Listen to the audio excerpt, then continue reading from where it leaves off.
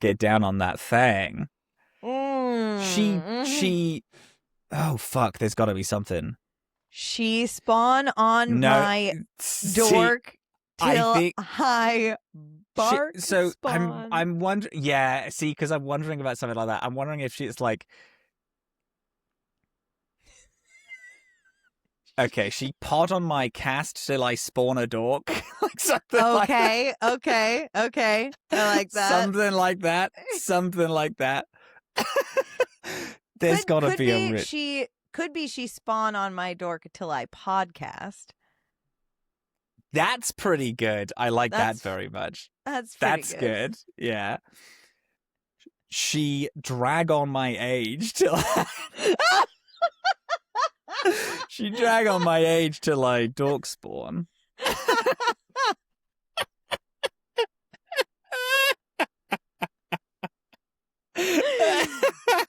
There you go. Let us know in the comments which one it is. This is so minor. But whilst we were playing Andromeda, a few times you were like, because I was like, I don't like this game. And you were like, you felt that same way about Dragon Age 2. You like really didn't like Dragon Age 2 until close to the end. And I was like, every time I was like, yeah, but every time I was like, I don't think I did. I think I liked Dragon Age 2 from the jump. I was just very critical of it. And I've listened back to all of our Dragon Age 2 content. First of all, we are the world's most charming people. We're Holy so charming. Shit. It's sickening. It's so good. It's sick. Hey, gang, if you are You're jumping also in lucky to listen and you, to us. you haven't fucking listened to Dillin and I talk Dragon Age 2, I'm going to say this. My mic quality goes up and down in those episodes because there are some episodes which my mic quality is completely dog shit. And that was when you were switching mics around and stuff like that, I think.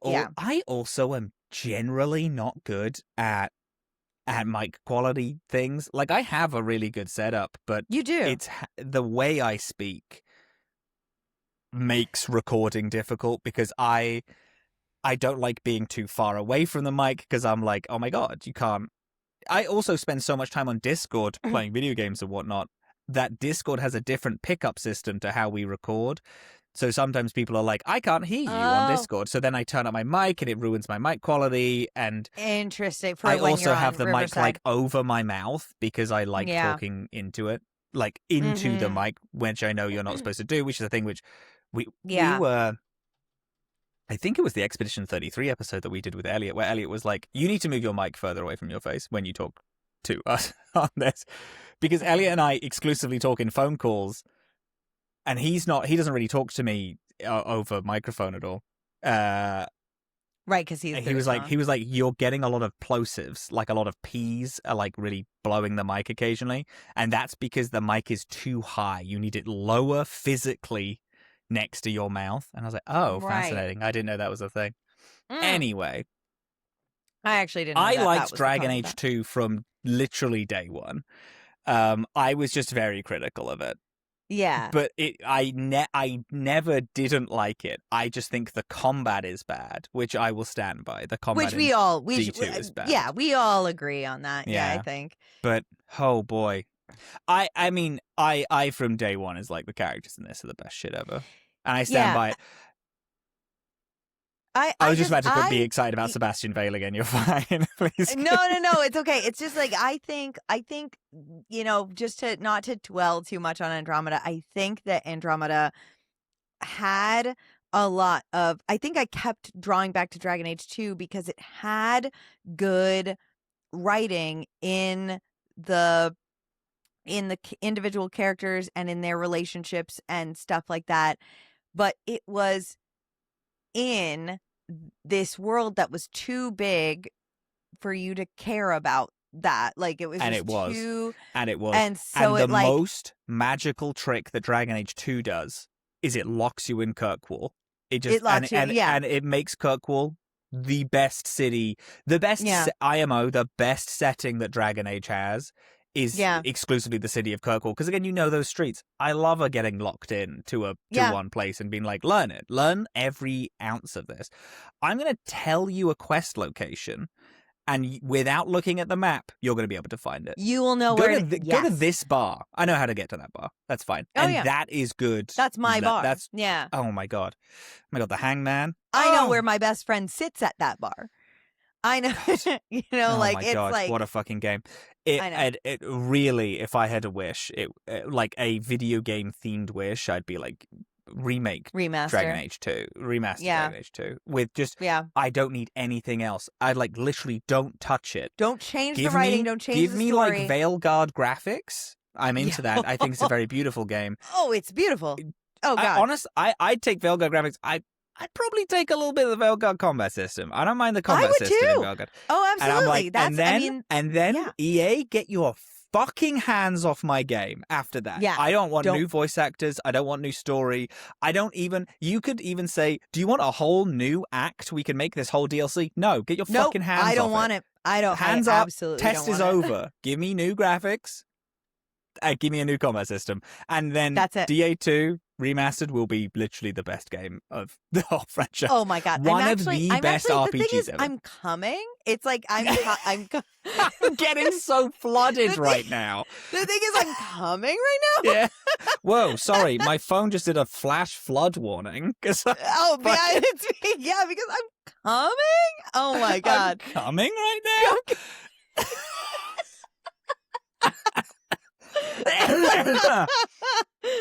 Oh my God. Sorry about that. so sorry about that, listeners. Oh my God. God. It's so crazy. I genuinely feel like they're sitting on gold mines. If they did that, do I want the same for Origins? I could take the same for Origins. Origins. I like genuinely the like. Origins, I would settle for them making it work without needing third-party apps to run it. Yeah. But Dillin, come on, man. Act 3, The Storm of Denerim, with a current modern graphic stuff. Oh, I know. Oh my God. I mean, come on. Watching that one Grey Warden fight the Archdemon, holy shit. The things that they could do, I just feel like they could go so insane with it. Give me some quick time events in a cutscene where I'm just doing cool shit. Do you know what we need? What is it? What is his name? Todd Howard, the Skyrim guy? The Skyrim guy? Yeah. Yeah. We need him. We need a little bit of his energy in the Dragon Age world. Just know the game itself was perfect. Remake it. Todd Howard believes that about Skyrim. He's wrong, but he believes that about Skyrim.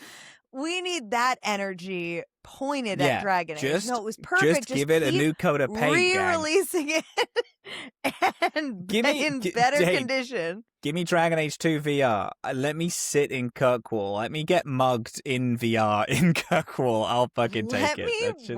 Let me run Dragon Age on the Alexa.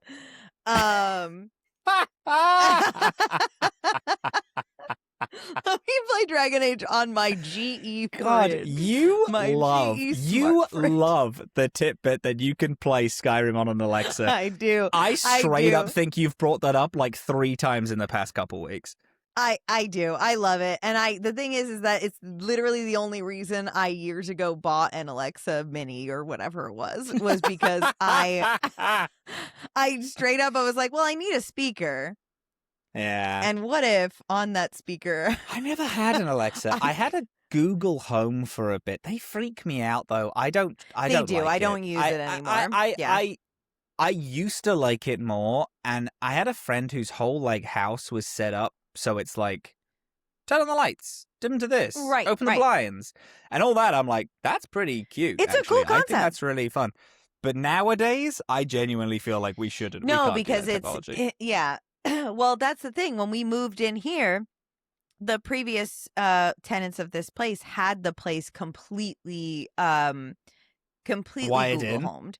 They had everything. We took down. They had the whole living room cameraed, and they did. Yes, they did. I did know that. They had everything. The living room, what is now my bedroom, that I think was an office, also cameraed. Front door cameraed, speakers, all in and about. And they left that all here. And so it was all still wired in. So we had to disconnect everything and then manually choose what to keep, but we've kept it dead. So we have the the living room speaker used as a doorbell, but we have it so that it does not listen to us. Like that feature's turned off. Yeah.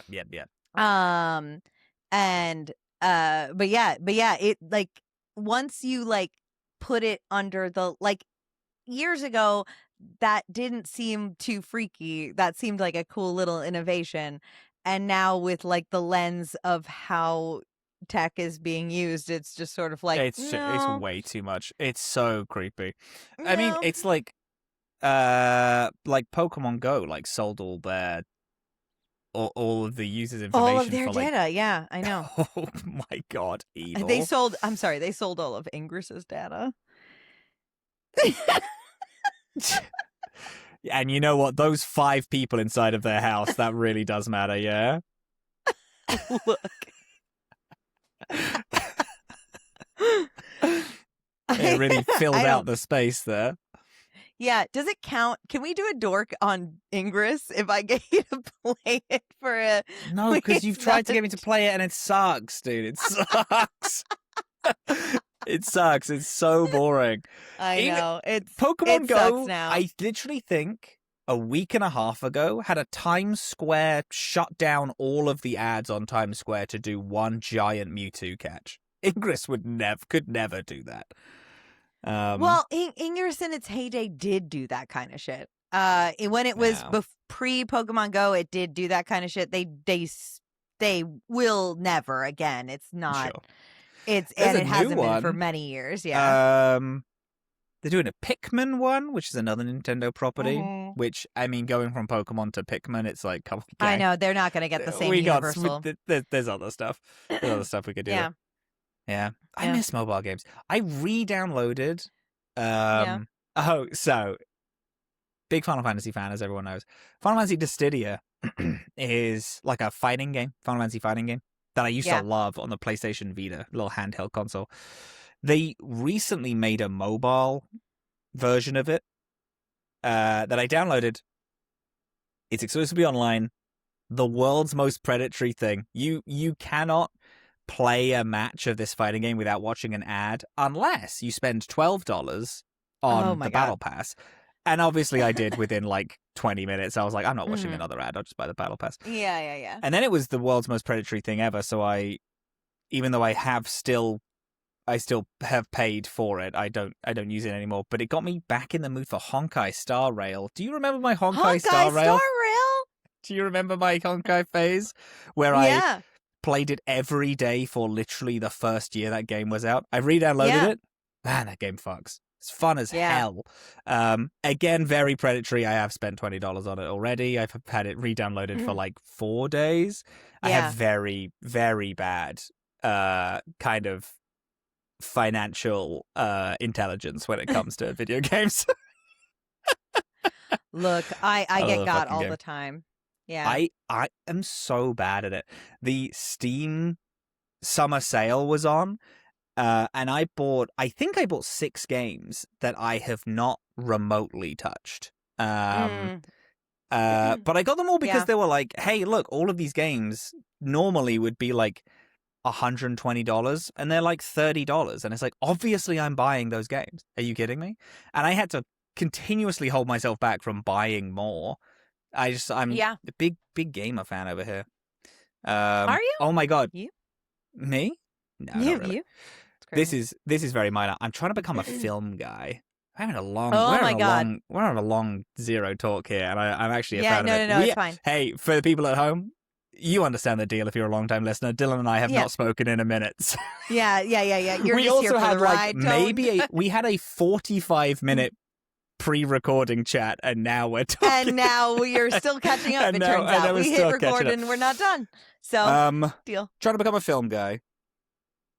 Because I watched, oh my God, I watched Nirvana the band, the show. Yes. I watched Nirvana the band, the show, the movie, which made me so sad because I'm leaving Toronto soon. I live in Toronto. I have for the past 4-ish years. I'm leaving Toronto. It made me so sad because that is such a love letter to Toronto, and it's also so fun. It's such a fun movie. And then I was like, I've always heard about Nirvana the band, the show of Nirvana the band, the show, the movie. So I'll go back and I watched the show. I watched all the web series. I then watched all of the TV show twice. I've watched the whole TV show twice, the 2 seasons that it has. I have bought them in 3 different... I haven't bought them in 3 different... I bought them on YouTube, and then I just downloaded all of them because I wanted the DVDs, but they don't sell the DVDs at the minute. Yeah. But the thing about... You know what? It's very... My favorite show of all time is Community. Nirvana the Band, the show, is very Community. That's interesting. They will do a reference and change the entire format of the show to fit that reference. That reference. So there's an entire... One of the last episodes is Indiana Jones inspired. They're doing a treasure hunt. But they shoot... It's like a shot-for-shot remake of the opening of one of the Indiana Jones movies when he's a kid. And it's in a different film grade. It has like a completely different film language. Mm-hmm. There's one episode which is entirely like... Okay, so I didn't know this existed. Season 2, episode 1 of Nirvana the Band, the show is... Do you remember Wahlburgers? Mark Wahlberg's burger chain? Oh my God. Now I do. Not a thing. I didn't know it existed. It didn't make it over there. But they also had like a tie-in reality show about Wahlburgers. This is coming like it's in, yeah. Yeah, this is coming back to me in a crazy way. Oh my God. Season 2, episode 1, they changed the whole format of the show to be like that style of reality show. And they keep making fun of Wahlburgers in it. And it's just so fun. It's like the whole, like everything about the show is so neat, and they love film and like TV and video games so much. And anyway, and then I was on Nirvana the Band, the show, the movie, and I loved it deeply. Yeah. And then there was I was watching interviews with Matt Johnson, who's the director, who's also one of the 2 of them, but he's like the director. The other guy's the composer, Jay McCarroll. But Matt Johnson is like, I make films to try to teach and influence people to make films of their own. Like people who might be watching them, like I want them to make films. So I make films full of references of things that I love, so that one day, hopefully, they will make films and TV about the things that they love. And it was really cute. And I was like, man, I haven't gotten into film like that in like a minute, but I used to be a fairly big film guy. Anyway, so I've watched a bunch of films recently, watching a bunch of different TV. I get like this sometimes where I will just start putting on movies that I've not heard of ever, or briefly heard of. Anyway, I told you about this, and you said it's one of your favorite films ever. I watched Lars and the Real Girl. I wept for the last hour of that film. That is, it is truly, if anyone is listening, it's a failure in marketing. Is that movie? And it's comedy. Why it's not more widely known. This was another one of. I mean, this is why I'm a big fan of him in general. Ryan Gosling likes to take roles that he. I mean, he very obviously takes roles that he thinks are just genuinely interesting. It's why he was a key member in making Project Hail Mary happen. It was because he was very passionate about making it happen, and like this was a thing for him. But he made Lars and the Real Girl, which like he made that at his like notebook era. He was like 27 when he made it. Yeah. He was a like he was like a star dream boy kind of a person at the time, and he made this movie where he just tells this honestly just truly beautiful story about community and family and accepting each other and like meeting people where they are in order to heal them. And in all his interviews about it, like and all of the press about it was all trying to like make it seem like it was a comedy and like a kind of a it's silly, which like it has humorous moments. It has funny moments. It's very charming and funny. But it's not a haha movie. It's not a haha comedy film. It is because the thing is that I was worried about constantly, and it never does this. Is it's about a guy, Lars, who gets a realistic sex doll, and treats it like a real person, like this real woman, and that is kind of the conceit of the movie. Is he's a very like sheltered, very lonely guy, awkward guy who is processing something through this doll and then like treats her as if it's an actual person, and the whole town kind of rallies to also treat them like it's a real person relationship. And in the film, you do buy it. Like, I swear to God, the last hour I was like, this is a real woman. This is a real character. And Ryan Gosling said the same thing in interviews where people were trying to get him to like make sex doll jokes and stuff like that to like do ha-has for the camera, and he would be like, at the end I missed her. Like he would say things like when we wrapped, like I found myself like missing her, or like I found myself like caring about her, and like it's just like, and it's so I don't kind. know, it's just such a beautiful it's movie. so kind. Like there's not a single there's like characters who have a problem with it because they're worried about Lars, not because of anything else. But there is literally no point where people make fun of it. And it's crazy. It's so kind. It's a beautiful kind film. Movie. It really is. And like I was so emotional by it. I was like, wow, actually life is so beautiful. This is such and a I just genuinely think it's a movie that is one of my favorites of all time, but I didn't see it when it first came out because it was advertised to me like it was a silly, goofy comedy about what seemed to be a movie making fun of maybe a mentally ill man. So I was sort of like, I don't know if that seems good to me. And it could not be further. It could not be more truth. different than that. It could not be. It's it's so beautiful. No, it really is. No, it's a great film. Anyway, that's in my there was one of the first films in my like journey to get more into film. Is that it's a great film. If anyone's not seen it, it's beautiful. I really recommend it. It's sad in a beautiful kind way. It's sad and beautiful, yes. Yeah, but it is like, again, I cried for a long portion of that film. Yeah. Just because it can get me. Just so it can moving. Get me even if I scroll past like a clip or something like that. If it's the clips towards the end, I like, and I scroll past them, I will get emotional. Even out of context. And you know what? And the thing is, Ryan Gosling, is still this heartthrob. It's fucking Ryan Gosling. Oh yeah, of course. But the only reason he has Project Hail Mary is because he was doing stuff like that, because he was pushing himself out, because he's so good in it. He's so good in it. He's so good in it. Like he's like an outrageously talented actor. Yeah, it's great.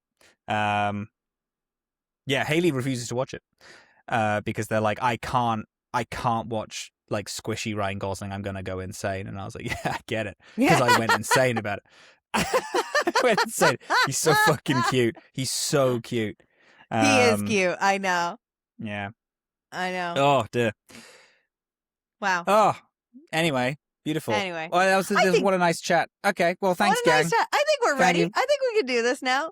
Yeah. Okay. Do you want to start? Sure. I mean, hi, my name is Robin. I have never played Stray Gods before. And hi, my name is Dillin. I had played the demo of Stray Gods, I realized. I thought I had played the entire thing, and then as we got to the end of playing Act 1, I was like, Is this not remember less than this, and I think that I played a demo version of the game. Fun. And this is 'Cause Dorkspawn. It's a video game book club where we talk about video games like a book club. This week, talking about Stray Gods. Stray Gods Act 1. Stray Gods Act 1. This is an indie game. This is a role-playing musical. There was a lot of hype for this game when it originally came out. The voice cast is very stacked. It is a musical where you are making choices for the song, like your character choices are you're in the in song. and out of song. You make choices, but like I think the fact that you make choices mid-song and that changes. That's the big. Yeah, that's the cool thing. That's like the gimmick of the game is that it's a musical and you're doing that. A lot of hype for this game when it came out. I heard a lot about it. I never picked it up because I just didn't think it would be for me. It wouldn't be something that I would not normally play, which is kind of a big reason why I love this show, and I hope to kind of do this more, is like I wouldn't have played Dragon Age otherwise. Right. Sure. Yeah. Doing it for this, and I would never have played this otherwise. I like dating sims, but this also isn't that. It's not. There's like 3 romance options, 4 romance options or whatever, but it's like, but the game has nothing kind of to do more than that. But the game has nothing to do with right. It's not actually a dating sim, but it has. It definitely has elements. It is a visual novel. It is a visual novel where you do sing in it. Yeah. Minor animation. Very minor. Very minor book. Animation. Beautiful art style. It is pretty. The conceit happening, we're Grace. Where the main character we're playing is Grace. She's in a band. Opens on the band holding auditions. For a new member. And for a new member. First Cinema Sins ding for me. This is like a cool punk rock band. There's a guy playing saxophone and they make a joke like no, and I'm like that would be so sick. So sick. A saxophone guy in your fucking punk rock band. Grow up, you know nothing about the culture. Yeah. I agree. You go. In this first scene, like your bandmates are like, I guess what's happening is like they've been probably doing this a while and they haven't found anybody. Everybody's at their wits' end, and they all leave Grace alone in this auditorium somewhere, holding her band auditions, and then Grace starts singing a song, about feeling adrift. This song, that she's singing, and then midway through, a beautiful woman with blonde hair comes in and starts to sing with her, and it turns into this like duet between the two. That woman, during this song, you get your first and like kind of big character choices. Like you have a few in the scene with your band, but then like when you're singing with Calliope, you have your first big moments that are going to define how your character just simply responds to things, which I think is cool. I forget what the all of the choices were. It's like charismatic, aggressive, and clever, I think is like the general what the 3 of them are. Yes. What did you choose? I picked clever. I did too. I thought you would. You know what? I was like, I feel like Dillin might go like aggressive, or like it's not aggressive. I think it's like confrontational or something. It's not aggressive. Yeah, because I chose charismatic in my demo original. Playthrough. Yeah. No, I went clever. My Grace is very much she just doesn't really have time for the nonsense of other people's like emotional baggage. Is like I'm gonna do what I came here to do. Please stop crying on me. So she's very like she's very I wanted her to be very like sharp as a tack, like she's a she's a clever woman. Yeah. Is gonna get done what she wants to get done. Yeah. Yeah. I was imagining Grace for me as like the business-minded person for the band is why I Oh, chose cool. clever for her. Cool. Was Yeah. like, like I'm being picky. I'm being so picky about this new person, not because I want to like have the right sound or like them or whatever. Like I want the band to do well. So like we're gonna Yeah. be like the band kind of manager essentially, and that's why I Yeah. picked Witty or Clever or whatever it is. Yeah. And so we have this duet with this woman, and then she at the end like is like so weird about our singing. And is like, I heard you from out in the hall. I'm not actually here to audition, but like I was drawn to you, and tells us her name is Calliope. Mm-hmm.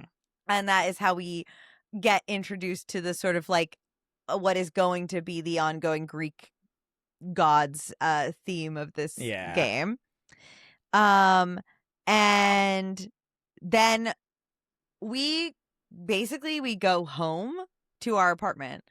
And home in our apartment, Calliope shows up at our Literally apartment. immediately. Like, it's a Literally cut immediately. to, we walk into our apartment. Yeah. Calliope bursts through the door, stabbed and dying in our arms. Yeah. Yeah. And then when she dies, there's this like weird magic transfer that happens into Grace. And then again, immediately a magic door opens up into our apartment, and Hermes shows up, who looks like a little messenger boy, which I think is cute. And he is like, sorry, you got to come in. 1 second. My headphones ran out of power because my headphones hate me. So I'm gonna step away for a second. I'm gonna get a little charger. Actually, no, I could just switch it here. Sick and twisted. Good. I freaking hate. I love my wireless headphones a lot. The amount that this motherfucker just turns off in the middle of me just doing truly anything. And I'll say this. I understand. The worst thing for me is when wireless headphones are like low power at like 20% battery, and then they tell you it at low power at 15%, 10%, 5%, 3%, and then off. That also freaking sucks. But I do hate that these ones just will randomly turn off. It pisses me off so bad. Sorry, I was just ranting about I love my wireless headphones because I can get up and walk around with them. Oh my God, how perfect. I know, how lovely. I also hate how my phone wireless headphones say low power on like 20% battery, 15, 10, 5, 3% battery, and they just keep saying low power. And I'm like, well, I'm out of the house, so I can't do anything about it. I do not like how my wireless headphones for my PC don't say low power at all. They just turn off. That's crazy. They just turn off. Why wouldn't they warn you? No, I'm so sorry. I am back. I've returned. Hermes picks us up and takes us to a room with the chorus. That's where we got up to. Yes. Or the chorus is like chambers or whatever. It's like they're not there yet. The chorus is like, we go to basically a room where we're supposed to be meeting these people, and they don't show up for what it seems like hours and hours. Yeah. And then when they do, they introduce themselves as the council or the chorus of idols. Mm-hmm. And they are like, they explaining this situation, aka the pitch of this game, which is that the Greek gods are real. Mm-hmm. And they're here with us around, just kind of like humans, which I really like. I think that's good. And they're like, the soul of them continuously gets transferred around. Yeah, they like body jump. Yes. I think is what the implication is yeah. They do the same thing as what happened to us. But it's more, it's with that, it's more planned. and like a Yes. choice. Yeah. Which, like, now, so the idea is that Calliope's essence is in Grace now. But Calliope was still murdered. And so the chorus is here to be like, clearly you murdered her. So like the tone of this is very interesting because they're sort of like, congratulations, you are now one of the idols. You are one of now the a god. idols. And However, we will be killing you. you have to die. You have to So die because you and clearly that's sad killed for another you, and I idol. apologize. Yeah. And hey, Mhm. listen, I love me a murder mystery. I love me Yeah. a murder mystery where it's like the stakes are, we think you did it, you have to prove your own innocence. I always think that's a fun setup for a story. I get murder mystery is one of my fave genres of thing. Yeah. And it's a fun setup.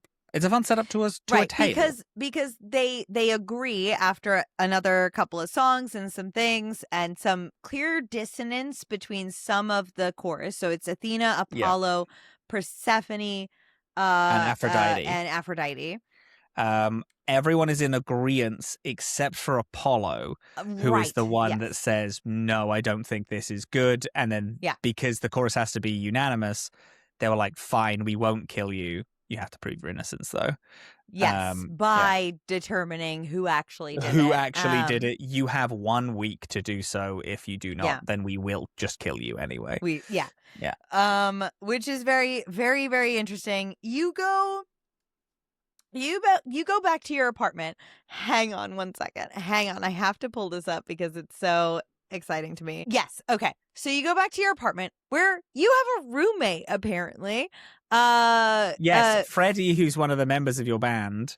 Yes, Freddie is your roommate who A is hot and B is voiced by Janina Gavankar, who for people who stuck it out through the later and weirder seasons of True Blood, it's a big deal to me that she's in this fucking game as your obviously queer roommate who has maybe some feelings for you. The one of the first dialogue options in the whole game is start a romance with Freddie. Yes, one of the first choices. And I was like, no, because I don't know who this woman is. I know. That is the thing, is that I do actually kind of wish I had, because I do really like her. You get a lot of choices because you get it again later. I have a rule that, like, the first person you have the ability to flirt with in a video game, I can't do. Fun. I have to know what else is out there. But so she's like, you've been gone for like hours and hours. What happened? Yeah, you've been gone like, the whole night, and it's like halfway through the day, everyone's freaking out and looking for you. And you're also like, was there a body here? What happened to the body? Yes, you see the floor, and there is no body on the floor. It's all gone. And then she's like, okay, you're good. What happened? I chose to make up a story in this and not tell Freddie what happened. And the response that because I was like, just make up anything. Just say that you were out doing anything else. But then Grace literally makes up this stupid story of like, I was with a fantasy elf and blah, blah, blah. And I was like, no, dumbass, be smart about it. Make it up and say, I was out with this other friend. This other friend came by. Because I can't let Freddie know about the Greek god chorus. It's literally one of the only rules that they gave us is don't tell mortals that we exist. And I was like, I'm not gonna do that. I'm a smart guy. I'm gonna figure this out, and I'll figure it out on my own. I don't need to embroil anyone else in it anyway. And then she makes up a stupid story, and I got mad at it.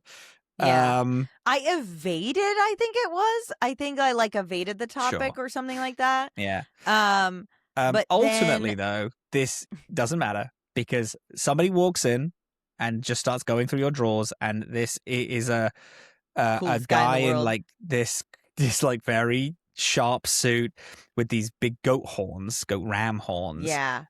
Who reveals himself to be Pan, not hiding from Freddie at all. Carrie Payton. Who is? Carrie Payton does. I mean, has been like on The Walking Dead and stuff like that. Oh, But sure. but It's is like, but also does a lot of like actual play stuff around. Yeah. sure. So this is a very oh my god. What? Oh my god. Do you know who the writer for Stray Gods is? Who? It's David Gator. Oh my God, that's right. It is David Gator. Yeah, That's so fucking crazy. I did know that. You buried the lead on that. What the fuck? I did. I forgot. Yes. I forgot. What the fuck? That's the number one thing we opened this. This is so related it's to so funny. I was so like, Stray Gods is such a weird game for us to be playing, and I'm like, David Gator. Sorry. Yeah. Anyway, truly grab a random any random character in this, and they are voiced by someone who you know. Yes. You want to go on a beautiful day out? Hang out with Athena, voiced by Felicia Day. Felicia Day. Laura Bailey is Grace. Apollo is Troy Baker. Like, everyone is everyone. Right. Oh God, what is her name? Mary Elizabeth McGlynn. McGlynn. Yes. Is also in it. Ashley Johnson is Calliope. Yeah. Allegra Clark is Hecate. Hermes is Erika Ishii. Like, everyone is everyone. Like, everyone is somebody. Everyone is everyone. Yeah. Wow, I didn't know David Gator wrote this. Yes. Sorry, he is in The Walking Dead. He plays Ezekiel. I didn't get that many seasons in, but in the comics, Ezekiel is sick as fuck. So that's cool. Cool. Yeah. Cool and fun. Didn't know that. So he's messing around in your kitchen and also kind of taunting you a little bit about your new predicament, and is sort of like, hey, I can help you out if you just let me help you out. And and then like there is a moment where your roommate then fully fucking notices him being there. And is sort of like, what the fuck is going on? So if you did lie to her or like tried to lie to her at now this point, like she's a little upset. You have to kind of just be like, all right, fine, hands up. This is why. But she does forgive you really fast, because I was like, yeah, they told me not to tell anyone, so I didn't want to get you involved. And she was like, I mean, that's fine. That makes sense, I guess. Yeah. So we do all that, and then Pan is like, you should follow my lead. I have a lead to give you. You should do, you would owe me a favor basically, but like you should do what I, like tell you. And then Frankie is like, you should not trust this person.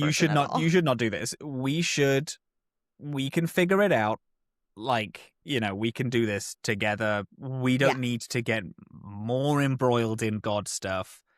Yeah. We'll just shoot our own shot. And then there is a pretty good song. I did like, this is the first time the song choices come up, where it's a duet between Pan and Freddie. They're like kind of singing over each other, and then you are making choices on who to side with. If you're going to side with Pan or if you're going to side with Freddie, and then your song mixes into their song as they're singing. Or you could do what I did and pick neither of them the whole time, which is like both of you are wrong. Like, this doesn't need to be a one or like this doesn't need to be like I either pick you or either pick you. Let's just work together on this. We're a team. Yeah. That's what I did. I was siding with Pan the entire time. And then in the very last choice was like, because the song is like them kind of trying to convince you one way or the other. And to me, I'm like, Pan knows this world. Pan knows my predicament. Like, I don't know any of this. I have to go where there's, information. Yeah. So that felt logical. But then to me, that switch at the end where the two of them are just like, choose one of us. I was like, wait, hold on. I'm gonna and we're take his choosing. advice. I'm not abandoning you, Freddie. Like I'm like I did when it started becoming like, because Pan gets pretty like anti-Freddy in it. Yeah. And then I was neutral the entire time, but then I was like, hold on. And I did move to Freddy for like a verse, and then I moved back to neutral to be like, hold on, Pan, you can back off. It's still like we're not fighting. Like, yeah, she already knows about the world that is my friend pre this. I don't know who the fuck you are. yeah. But ultimately I picked neither of them. I said I'd go it alone. So yeah, I said basically we have to work together. And that is essentially Beautiful. means I'm gonna go it alone. And then Pan gives you an address. Yes. To go to, and it is Calliope's like apartment. Is where she lived. Yeah. You go there. You go there to look for clues. You do maybe the worst investigating ever, which is you look at art and be like, this is some art.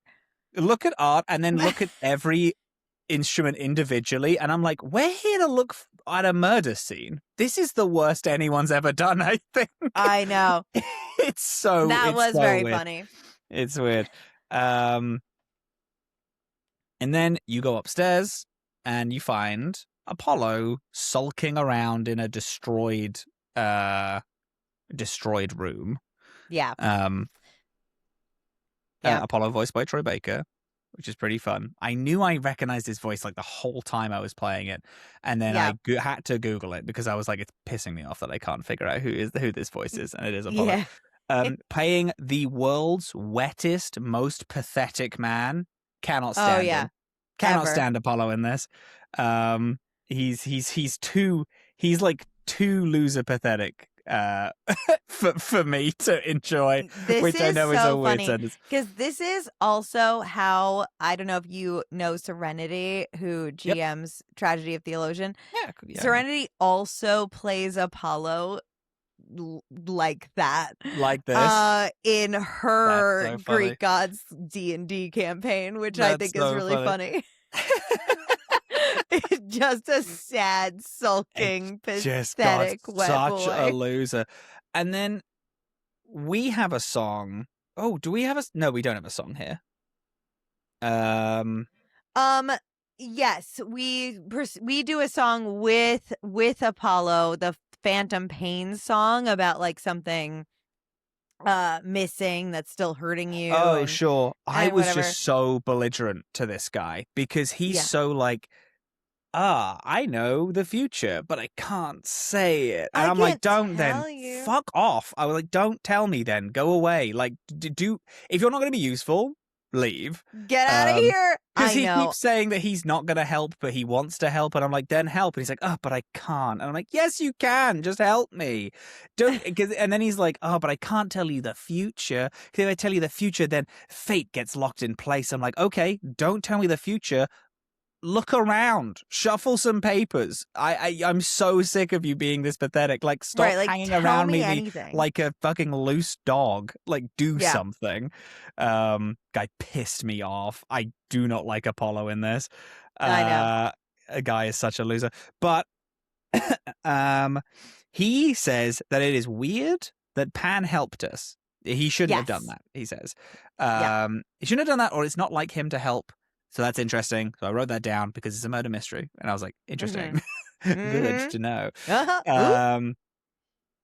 We then go to Apollo's apartment because although Apollo says that he can't help, he has someone who can help. And we get introduced to the Oracle. There's an Oracle every generation, and they're always different. But this one is like a cyber sleuth, who I think is cool. Very fun. An interesting take on an Oracle here. Is like the Oracle is just this like a teenager. She's like or like early 20-something. Yeah, like subsisting on energy drinks and like just kind of Doritos hacking the web. Has like a 3 monitor set up like on the floor, which I think is fun. It's fun. And she is like, she doesn't believe in any of the god stuff, even though Apollo has told her. is like, I'm not the Oracle. The Oracle is my online handle. I don't know the future. I just can find things on the internet really easy. What's wrong with you? And I Yes. also think that that's fun. And she's like, Yes. because I'm like, why are you here if you don't like Apollo? And he's like, I mean, he's nice enough. He's just fucking weird. Right. But And he like he's lets like, but me yeah, he he lets like me do buys kind of me whatever I computer want. shit. Exactly. And it's like, I don't want to go home because my fucking home sucks. But I don't like this guy. It's like, I just think that was a fun dynamic. I liked her. We find out via the Oracle that the apartment was bought by Persephone, and Yeah. Persephone gave it to Calliope. So then there's Yes. motive there. There's a weird connection that we don't know about. Persephone, Right. who And was that none of the other idols knew about this, which makes it more weird. And interesting. Persephone was gunning for us to be killed. Was like Yes. really the harshest person in that. So, but Persephone owns a club, an idol exclusive club called the Underworld. So we go to the Underworld, or go to Underworld, I guess. And then we have people that we can speak to around the club. We're trying to find out where Persephone is. I spoke to Eros first, which is fun because he was the only person that I didn't know. I spoke to Eros, and then it was like, oh, Eros immediately can just give me the way to get to Persephone. Sick. I could just skip everyone else and not talk to them, but I did. I went around. I was a good boy. I spoke to everyone else. Pan is there. I can't remember what Pan talks about. I think he's just like, oh, was my information useful? And then Something you just like kind that. of Yes. lightly comment on it. Then you can go chat to Hermes, and Hermes didn't know Calliope at all. Only met when she was stabbed, and is like the cleanup person for idols. Yes. Like they know every idol when they die will see Hermes because a door will open for Hermes, and Hermes just knows that they have to go through it. They go through it. They clean up a dead body. I genuinely, now I'm a little bit of spoiler alert for how I feel about the game. I don't love it. I think it's kind of fine. But really like this Hermes. Hermes being a cleanup guy is cool as hell. Yes, That's I like that very so good much. for me. I'm gonna tell my feelings at the end because I have a mess of them. I also that kind of get do. through. Yeah.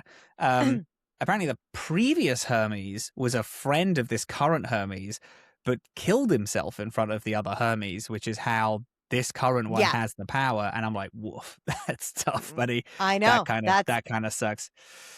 And then I went to go speak to Apollo because I was like, I feel like I have to speak to Apollo. I went over. Apollo says that Persephone kills Hades. Idol on idol violence never happens. It just isn't done. And the reason why you are going to be killed for killing an idol is because the last time this happened, Persephone killed Hades, and Hades is now gone. Ooh, and this is interesting. Is this the order in which you got this story? Yeah, I got Eros, Pan, Hermes, Apollo. Yeah. Okay. The people I spoke to. Okay. Wait, keep going because I want to see if it's different than how I got it. Persephone killed Hades. There wasn't a rule in place for idol killings yet, so they had to make one for that. Is how I understood it. Yes. Yeah, that's true. It's just that I got, and I can't remember if it was Pan or Eros who told me this, but I got first before I talked to Hermes and found out that that bit. What I found out first was that Persephone got basically abused and betrayed by all of the gods, like that she was kidnapped essentially and forced to stay in the underworld. Yes, she killed another god, yes, but it was essentially like in self-defense, and that none of the gods knew what to do with her but they all basically voted to punish her and like ostracize her. And so this new like ordinance that like if you kill an idol, you have to be put to death, is something that it seems like Persephone is holding strict because she was held to the letter of this level. law. It like feels like, and she was like, she was, I like it. Yeah. you know, like, and so then when I got the like, I think it was interesting that like I got that bit of like, oh, Persephone was betrayed, and then I spoke to someone else and got the like, oh yeah, no, it's been this law, and it just felt like it fell into place that like Persephone has been, it got a little more humanized because she obviously seems like she's gunning for you like hard. And what this recontextualizes is that no, she's gunning for the law to be followed, the one that fucked her over, like the one that like was made to fuck her over, basically. So that's interesting. Because then obviously you go to confront Persephone. Yeah. A main thing that influenced how I approached this Persephone conflict was Apollo says, I think it's Apollo, it might be Eros, says, don't fight her. Don't like challenge her in any way. Like just kind of just plead that you don't want to fight here. Yeah. And it'll go smoother because she's gunning for you aggressively, and if you step to that level, she is going to go up until you can't go up anymore, and is just gonna like blitz you out of the sky. So I approached this next duet, another very good one. Yes, I really like the song choices in it. I will say I don't think the songs in this are very good at all, but I want to talk about it. I do like length, but yes. I really like the idea of it. I think it's got such great bones as to like, oh my god, what is interesting in songs, and we'll talk about it later. Anyway, my whole thing in this was full green. I do not want to fight. I'm not here to fight you. I'm not here to outsmart you or anything. I literally just want to talk, and we should be working together. If we're looking to prove innocence, we should be doing this side by side. Basically, was my whole fight. And then toward the end of this song, there is an option about Calliope that I couldn't pick that I thought was really fun. There was an option I couldn't select because it wasn't your class, essentially, right? It must have been that. I didn't see the little class thing next to it, but it was an option that is like in this duet song, because in each, so there is the green charisma, the red aggression, and the blue clever. Every song, whenever you have a choice, you have a green, a red, and a blue option to go, which is the like charisma, the like aggression rise to them, or it is the blue intelligence option. But it, with one of them, like I couldn't pick the green Calliope charisma option. I could only pick aggression or go in with intelligence, which I thought was fun. That was cool. I got Persephone on my side by the end of it, and she was like, "Fine, you've earned your answers. Let's go talk about it." Yeah. And we walked to the back room and talked. I did get her on my side. There is a moment where, like, when you finish that song, Persephone and Apollo are still at odds with each other. And Apollo storms out and is like, let's get out of here. And you have the option to storm out with Apollo. This is in the conversation after the song. After the song. After the song, you have it.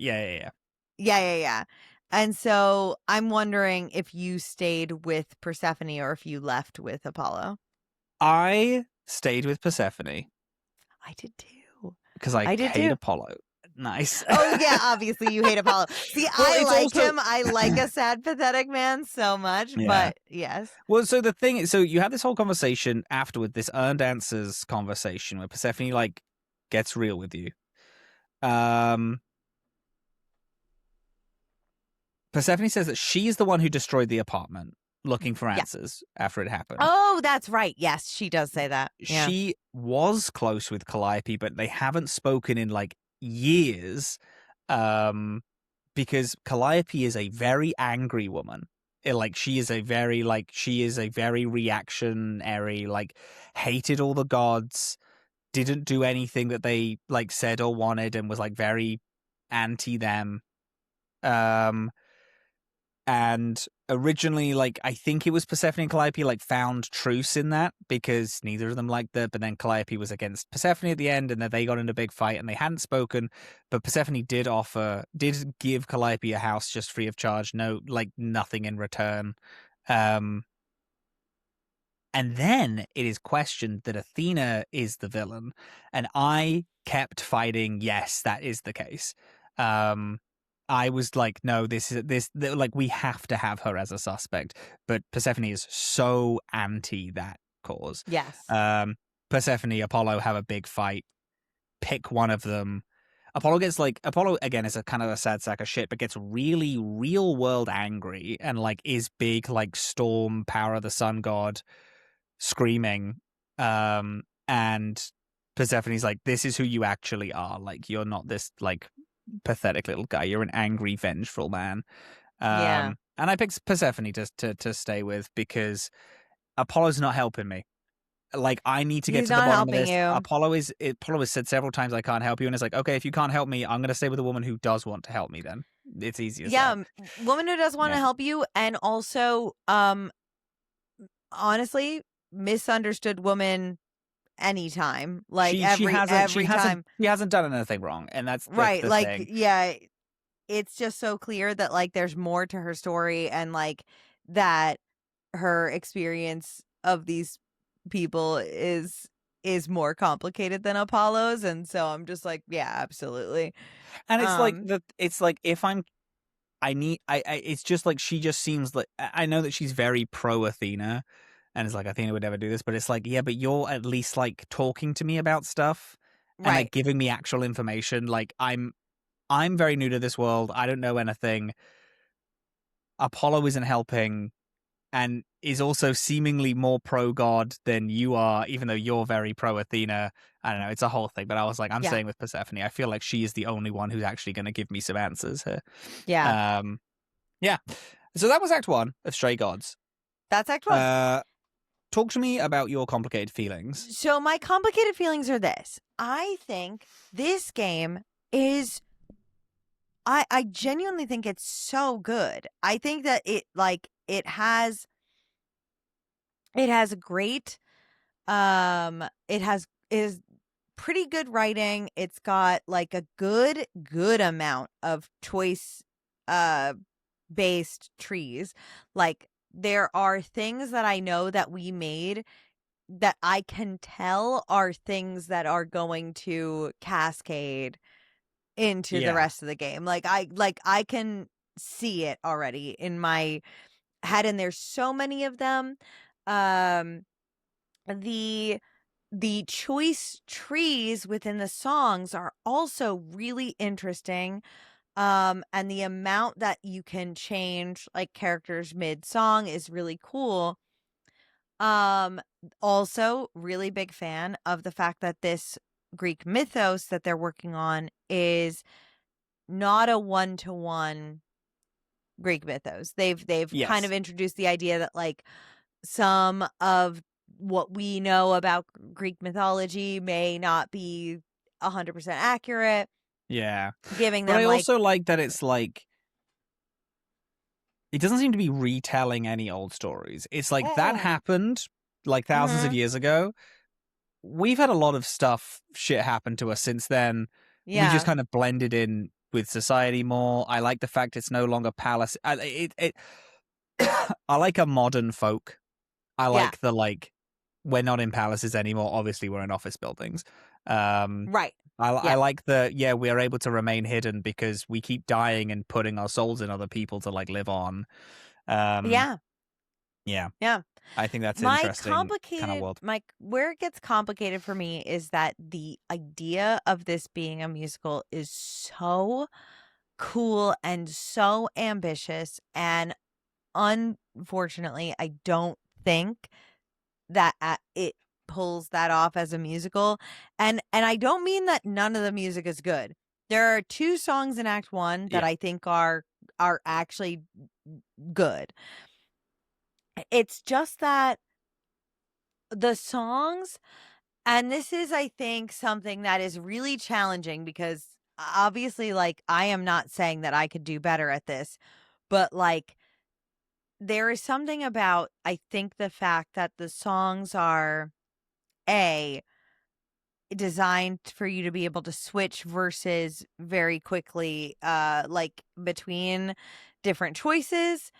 And also, I think because the songs were written, from what I read, by a music group that primarily does like comedy musical improv.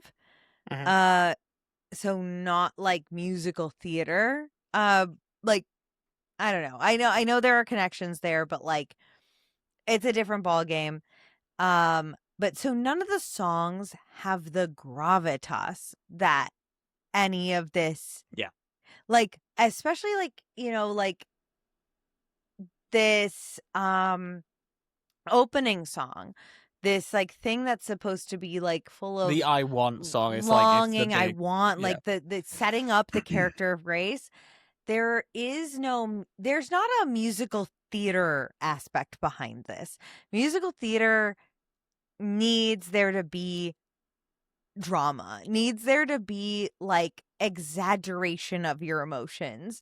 And like that needs to swell in almost a comedic way. Because like if you take like musical theater and you try to Yeah. like put it in anything else, like like, but Yeah, to it's make silly. something musical theater and like to make it a musical, it does need to be dramatic. And you need to have big songs with big feelings. And the songs in this, there are 2, like I said, in Act 1 that I liked and that I think are good. But other than that, outside of that, they do really like feel kind of flat and Mhm. not very good. And I don't think that that is a performance issue. I don't think that that's like the singers aren't doing their job, like, or whatever. I think that that is just like the songs are trying to do a lot, and Yeah. and are maybe sacrificing drama to do that. Yeah. I don't know. I Maybe that's my agree. guess. I agree a little bit. Part of me, I think the quality of the songs and therefore the game, because I mean this game is the Right, songs. It it's literally a it needs the musical songs game. need Yeah. to be good for it to do it, and I don't think they are. Like I basically forgot No, I know. Yeah. most of them. I think they should have gone less voice actor, more musical theater. Like, I I think would they have should loved have that. Yeah. saved the money on the notable people and gotten Broadway in to I do know. some voice acting. The thing is, I do think the songs are written flat. I think the songs I are written also think flat. this. I also think this, but So, I think it doesn't help but that they're yes. also performed fairly in the register that these voice actors who can Yeah. sing, like, hey, listen, Ashley Johnson can sing, we know this, Laura Bailey We can know sing, this. Troy Baker has a whole fucking musical career, but it's like they don't Broadway. lead, Yeah, they're not not Broadway. Broadway. And this needs that gravitas Mhm. to be interesting. I don't there is a lot in this. I found myself tuning out so much of this game just because I thought a lot of things were like weird and bad. I think the audio mixing. This is That's purely okay. technical. That's another The thing I was going audio to bring up. mixing The in this game, songs I are think, is mixed not poorly good. into Yeah. it to the point where it almost okay. So I was playing this with Elliot and Rowan in the living room watching, and this is like so I had some like some other opinions in the crowd because I was thinking like the songs are so quiet. And then Elliot actually brought something up to me. It was like, is this game not scored? Like, because outside of the songs, it There's nothing. almost sounds like there's no score, but there is a score. There is a like background score. It's just Sure. so low in the mix that you can't hear it in the game. Yeah. I checked my settings. Everything is turned up. There's like it is like so my thought on this, and I can't help but to think this, is that they are it seems like they are being shy about the music. And like that is every piece of media that has songs in it that are kind of shy and scared and a little embarrassed at their musicals, every single one of them fails. yes. Because they're shy about it. And I'm going to tell you this. Has Been Hotel is a horrendously written show. It is so dog shit. The moment-to-moment writing of Has Been Hotel are so fucking awful. Let me tell you this. It wants to be a musical. Every single voice actor is a Broadway performer. These songs are not embarrassed in any way about being a Broadway song, and they fuck. They're so good because it's not embarrassed to be what it is, even though it should be embarrassed to be Has Been Hotel because it fucking sucks. No, but you can't because and this is one of the things that my musical theater teacher taught me in the 7th grade is that you cannot make 2 mistakes. If you are going to mess up or whatever, then do it loud. Because if you are going to mess up and also do it quiet, that's 2 mistakes. If you were, you're adding that, just to fucking do it. And I think that that's very interesting because I do think like, it's like, okay, what did I like about the 2 songs that I did really like? The song with Pan, I thought that Pan's voice actor like really brought a lot of energy to that song. Yeah. The song's also written, I think, with a lot of energy, but I think more importantly, he pushes the song forward in that and it was the first time that I actually felt like, okay, this feels a little kind of musical buying theater-y, like to me. I will say this though, because again, this is the first song where you make decisions. This happened to me in the Pan song. I can't remember if it happened with others. I was going one route. So the song had like one route, which was neutral. It was rocky. It was like poppy. I then picked the Freddie Green option, and the tone of the song Bricked changed entirely to the point where the rhythm of the song was different in a way that was so jarring that it was like, this fucking sucks, actually. That's so crazy. It doesn't. I didn't have that happen because I think I picked... deeply annoying. It was upsetting. Yeah. Oh, do you know when that happened to me? That happened to me in my little battle song with Persephone, where you like do a little battle for the crowd with her. Sure, yeah. Because I chose I forget which options I was choosing, but I chose like one almost the entire way, and then I switched to a little bit aggressive at the end, and it I think changed the song to like straight up to a rap song or like to a hip hop song or something like that. And I tell you what, I think that is the bit. And now this is a logistical. I'm going to tell you this. I'm going to say this. If people who are listening who are like, oh well, it's hard. Yeah, gang. This shit is a logistical I'm not saying I could do nightmare. I would never even pretend to know how to approach making a Nope. choice game where your choices are a verse in a song. The dramatic shift, because so far I have been picking one option and then maybe gone one separate. The time I've done it, the shift has been so dramatic because I think they have song vibes on the choices. You pick the same choice, you're going to get the same like feel and vibe of the song the whole way through if you pick that every time. But the three choices feel so different that it's like, I don't want to just keep switching the vibe of the song to make a fucking sonic nightmare. Yeah. All three of the choices should be the same genre, feeling, vibe of a song, but the words and the emotion behind them are different. Like, I Right. feel It like that could be even just keep the genre the same. The vibe could, like a song can get crescendoed, can get louder, can get like absolutely, yeah. or softer to change the vibe instead of switching genres. Yeah. But wait And there.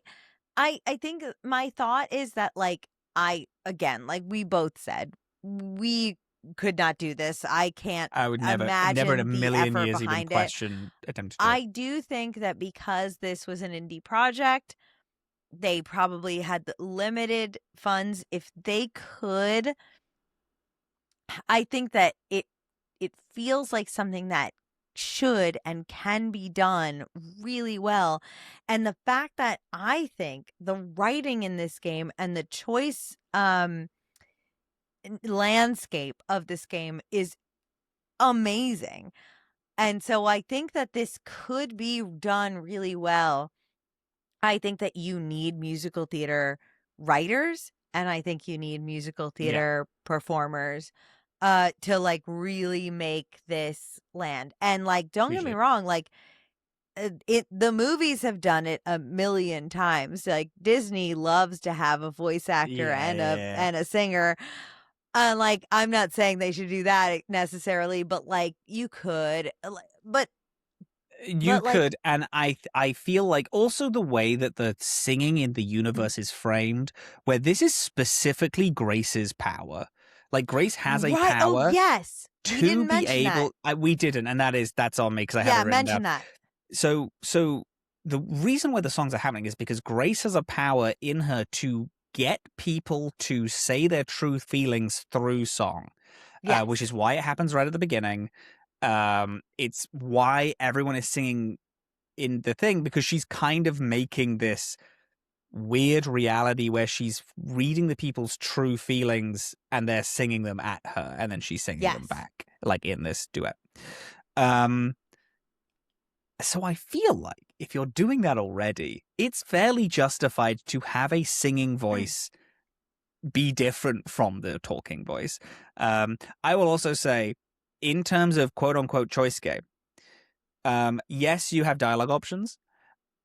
I find most interactions with 90% of characters so fucking dull that I would rather be doing literally anything else. Oh, fascinating. Oh, I see, I really don't like this game for that. I really think that okay. I really think that the dialogue is very good and like that I think the beginning scene has the worst.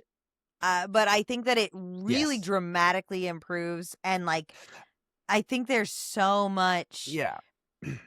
choice happening. So I do disagree on that, but I think there's so much happening in this and I think that so much of it is so good.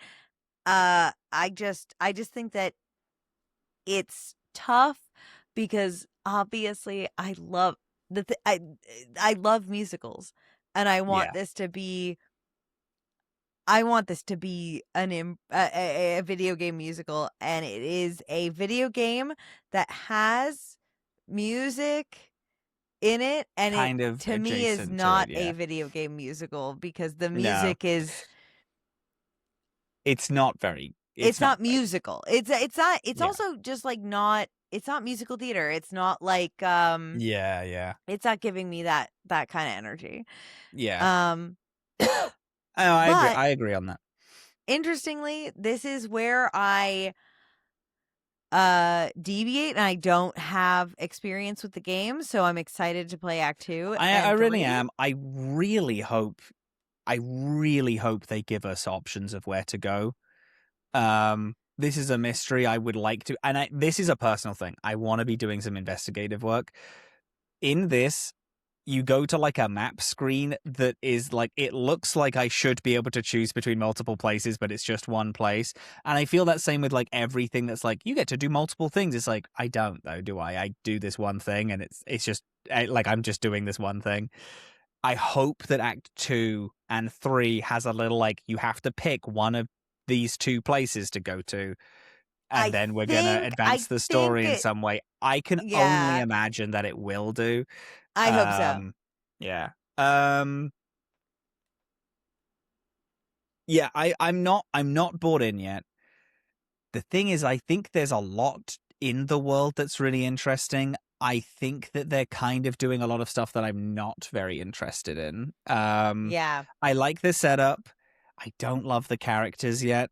I'm not a huge fan of the songs. I want a little more freedom to like talk to people who I'm interested in. But I imagine that will open up, we have Persephone on the team now. I'm excited to see how that plays out. And the thing is, this game, I said at the beginning, I didn't pick up this game because I didn't think it would be for me. So far, I am correct. It's really not for me. But if someone was to say they were looking for something unique in terms of a choice game, I'd be like, Stray Gods is something that you should check out. Because it's very unique. I love the swings that they're doing. The things that they're trying, even though I'm like, you could have tried you could have gone a little harder in this, but I appreciate what you want to do. Yes. And it is something I've not seen before. And I think that's really cool. I know. I do feel that way too. I'm so glad they tried this. And I hope the thing is that I hope that them or somebody else tries again. They have with a DLC that has Anthony Rapp as the lead, a Broadway guy. Yes. Already they're doing different things. Apparently it's not got very good reviews, but it's Orpheus. It's Orpheus. I like that. I know. And I do want to play that too. The thing is that I will. I will. Yeah, I don't think we'll do it on mic, but we could, we play it separately. Yeah. Yeah, but I'm just thinking that like, this is my thought, is that like, if the music isn't written for this, then like having Broadway performers isn't gonna help. Yeah. Like, the music has to be written but well too. I think it's a step in the right direction. Is like, arguably my biggest criticism is that they should have. There should be musical theater people should be involved in this and then project. They're like, in our DLC we have Anthony Rapp, and people are like, oh my god, the guy from Star Trek, and you're like, no, the guy from Rent. The guy from Rent. It's the Broadway actor. This is a good step for them to make. Yes. And you know what? I hope that this project isn't like we did it, cool, and then they move on. I hope it is like cool. Let's go again. Let's see if we can hit it this time. Try this again. Because that's what it's the things in like kind of the core mechanics is what I think don't. Honestly, I would take just a relook at how they're approaching the songs. Like, even if it's like, I really like the choice. I like the idea that you're making choices in the middle of songs, but part of me is like, I mean, I know it's really hard to write, songs that make sense, that branch whilst you're doing it. But I'm like, hey, what if you had one choice right at the beginning, and then the song was just based on your big choice at the beginning, but maybe you had more options to pick from. Maybe it's instead of one of 3, it's like one of 5 options of how are you approaching this person talking to you about this. And that's why the song branches. That's where the song goes. And it's like, you could scale back a little more to make it work, to make the vision work, because I see it and I like it, and that's why I know why people. I was talking about this with my house, which is because they were like, "What are you doing on Dorkspawn?" and I was like, oh, we're doing Stray Gods. And they're like, oh, I heard a lot about it when it first came out, and then absolutely radio nothing. silence post. And they're like, that's normally a really bad sign. And I'm like, I agree. I know why. And you know what? Let me be so for real with you. I was coming into this episode being like, I straight up don't like this. Talking through it with you. And you know what? I'm going to say this. If you 100% loved it, I think I would be more negative. But I think because we are both complicated on it, it's making me more positive in the idea of this thing. I get it. I get it. I get why it should be great. And I get it. And you know what? I think the idea is awesome. The idea is so great. And you know what? You got one of the best video game writers of all time to write your... And that's why I think a lot of the writing and the choices are interesting. And that is so clear to me. It's just that we are saying it is the video game musical. It's got music in it. The music is barely audible, and it's got no emotion or heart behind it. It's a lot of technical stuff, which is it's just like it needs. I want this to happen again, and I want it to happen with more time and care, and with musical theater, like writers behind it, or like working on it, so much, because I think that this is cool and interesting, and this was a really, really cool project that I'm glad happened.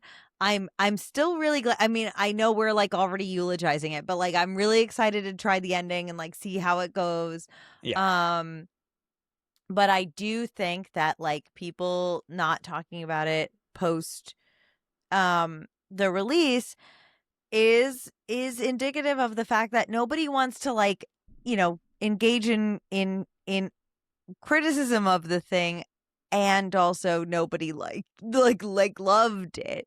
Or like very few people loved it. And so it's just like I'm glad that this show exists and that we get to do this, because I think that it's interesting and fun to like get to do video game criticism. And like in a way that like where we're talking about games that we actually like enjoyed and found joy in, but in a critical way. Mm-hmm.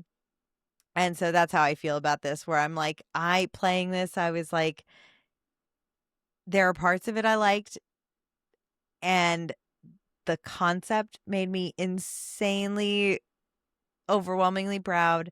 But then I was just like, we need someone to do this again. Yeah. And you know what the thing is I don't know if this came out episodically, Act 1, Act 2, Act 3. No. Did it? No. It came out as one game, yeah. Okay. Because I'm like, the reason why I say this is like, if it through that, it probably improves quality-wise. If it all came out at the same time, I'm not sure. But it's like, I'm excited to see if they take things from Act 1 and they're like, okay, what worked, what didn't work, and then they move over to Act 2 and they try again. And they're trying to nail down what works, what doesn't, and they move to Act 3 and they try to nail down what works and what doesn't. Because I mean, it's again, it's got a lot of like I only played the demo version of the game, so I'm venturing into new territory now after this. Mm-hmm. So maybe. So anyway, do we have a sign off?